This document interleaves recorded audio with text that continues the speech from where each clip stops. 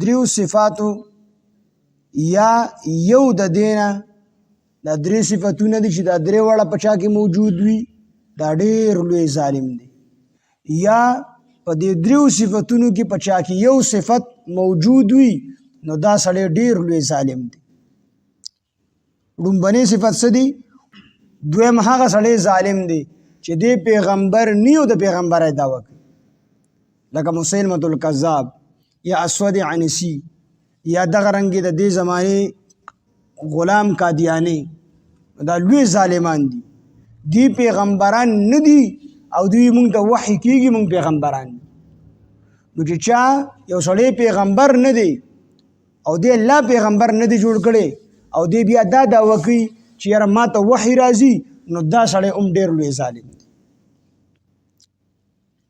مولانا شمس الحق افغانی رحمه الله د جج په عدالت کې ولاړ دی، نو د دغه قادیانی د خلاف تلیو، نو په جج ته ولاړ دی، دا جج ورته وی حضرت تاسو د قادیانی خلاف یې، د بل پیغمبر خلاف یې، د رسول الله صلی الله علیه وسلم نه پس بل پیغمبر نه منئ، نو پیغمبري راته وایي چې پیغمبري کوم څیز دی، ښه څیز دی که بد څیز دی؟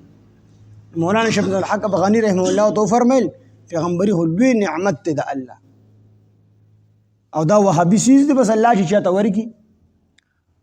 نو ده ورته وایي چې دا چې ښه څیز دی نو دا پیغمبري خو عام کول پکار دي، چې هر سړی د پیغمبرۍ دعوه کوي دا ښکلې خبره ده، یو نعمت ته الله عام کېږي.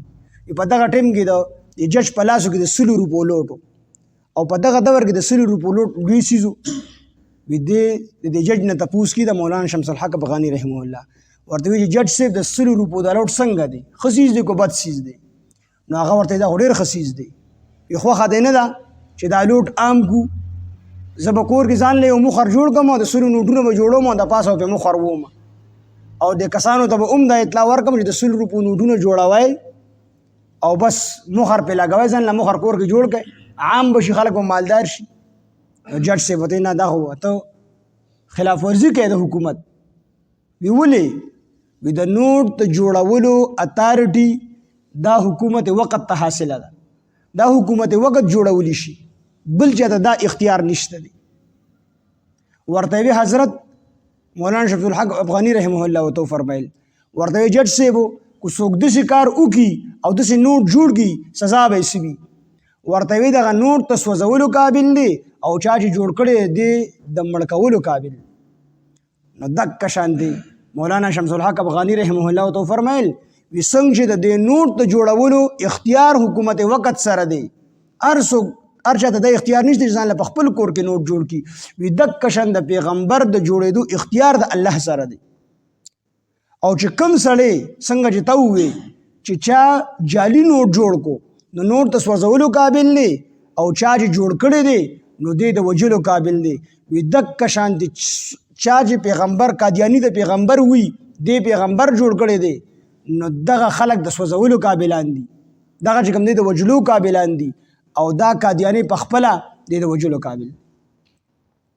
هغه وی د پیغمبر د جوړېدو اختیار د الله سره، هر سړی ځان له پیغمبر نشي جوړولی، دا وهابي څیزونه دي، بس دا د الله ورکړه ده. نو چې کوم سړی پیغمبر نه دی او د پیغمبرۍ دعوه وکړه دا لوی ظالم دی.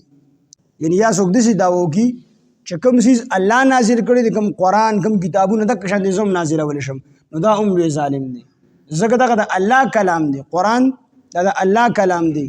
انسان کو هر څومره ښایسته کلام جوړ شي نو څنګه چې انسان ځان الله ته نشي رسولی، د الله په شان کېدلی نشي، نو دا انسان خبرې هم د الله د خبرو په شانتي نشي کېدلی، دا هم لوی ظالم دی.